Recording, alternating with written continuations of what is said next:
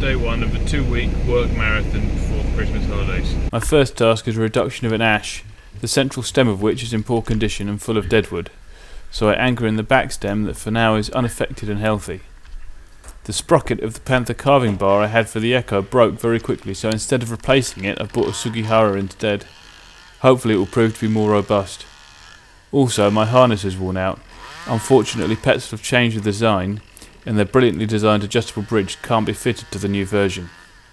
So first day climbing in the Comet Butterfly. It's very nice for a second because it holds you in a sitting position, but the lack of carry tool slot is insanely annoying. It's a pity because I really wanted to like it, but I don't.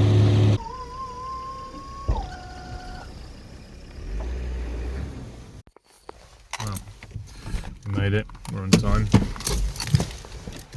And we got here with an empty trip truck. I got fed up with cambium savers getting stuck up trees. I used to own an ART rope guide, but I lost confidence in it after it took too many hard landings. It's too expensive to replace, and I prefer using a pulley and sling. No friction, it's easy to inspect and can be used for other things. The only drawback is having to retrieve it at the end of the day. When reducing a tree, it's best practice to take off as little as possible to achieve the desired result. No more than 20 or 30% is recommended industry standard. Correct reduction cuts are made to lateral branches no less than 1/3 the diameter of the parent branch. This is especially important with birch as it has poor resistance to decay, and large pruning wounds rot, weakening the tree and shortening its life.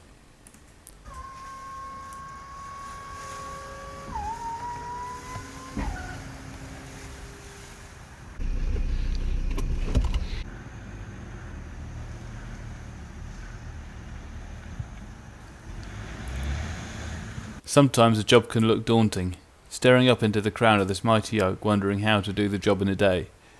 My preferred method of ascent for large trees is to crane up a double rope system and secure it with a base anchor.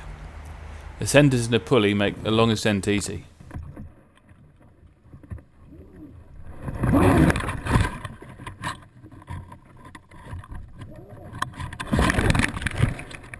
The goal of today was to cut back away from the house. Okay, here's the situation. I'm right out on a limb. The GoPro has fallen back to earth and possibly never to be seen again. I've got to get this bit down right above a house, right above lots of things. No good rigging points. It's a tricky one. When you're in a tricky situation with some difficult climbing, these webbing things are your best friend. A double pulley is also extremely helpful on big trees for redirecting to the outside of the crown without rope on bark friction, and for protecting against a swing. Small pruners, compromised roots, pollarding so it can't fall on the road. Maybe it'll survive, maybe it won't. If it doesn't, it'll make great insect habitat.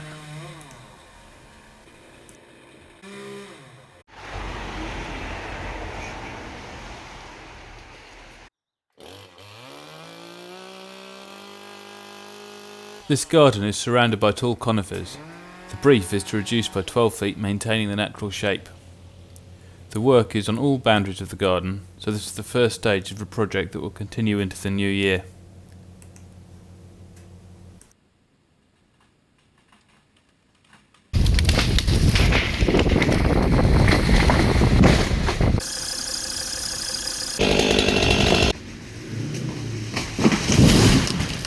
This is the important thing.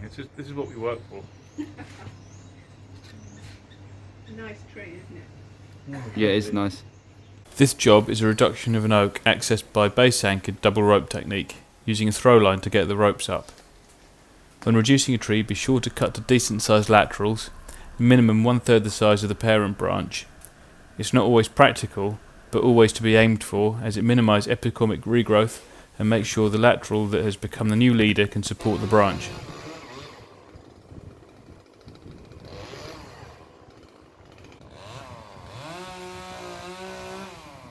There are examples of past over-pruning in this tree. The regrowth from internodal cuts is weakly attached and weakened further by rot as it sets in. Fortunately, oak compartmentalises well, meaning it can withstand big pruning wounds, but its slow regeneration makes it vulnerable if it loses too large a percentage of its crown in one go.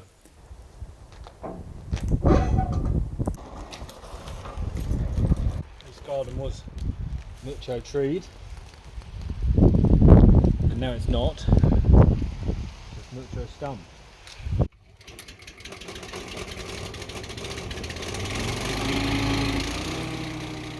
The ground is full of postcrete and lumps of flint quickly wearing down the grinder teeth.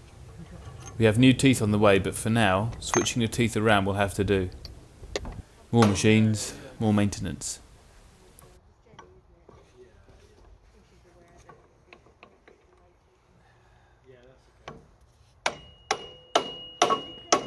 Apprehensive. That big beast behind me has got to go down below the ground. Fortunately, only the leading teeth were worn, so switching them around worked. The heartwood and roots of this stump were rotten and crumbly, so the grinder ate it pretty quick.